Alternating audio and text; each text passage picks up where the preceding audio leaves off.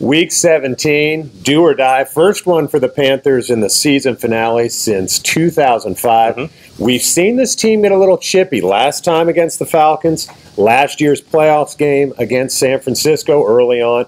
What do they do to find that line between aggressiveness and not losing their heads? Joe, you're right. That balance is really important. I don't think they find it. They've given me no indication at all that they're able to find it. You go back to that Atlanta game with Josh Norman and how he's gotten a couple of penalties. You go back to the San Francisco game, Josh Thomas, Josh Norman. You know, I don't think that they're going to be able to find that line. I think that they absolutely get chippy. I think we're going to see some personal fouls in a win-or-go-home situation in a very intense Georgia Dome.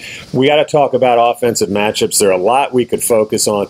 With Steven Jackson out, though, for the Falcons, likely out, I think even more important now that the Panthers try to bottle up Julio Jones. The guy is a beast.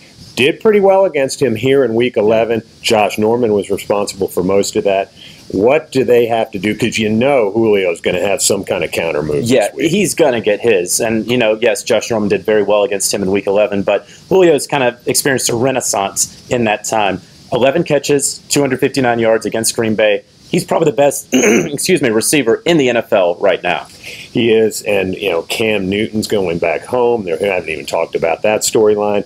But I mean, let's talk about the predictions here. It's a tough game for me to figure out. I mean, I'm reminded of Roddy White on the conference call with us this week. He said he thinks there's going to be a lot of points. I don't think that's very good for the Panthers. Right. I think the Panthers need to keep it in the low 20s, even the teens, to get out of there with a win. I don't know if they can do it. I think Jaquiz Rodgers might be a difficult matchup for them, subbing for Steven Jackson.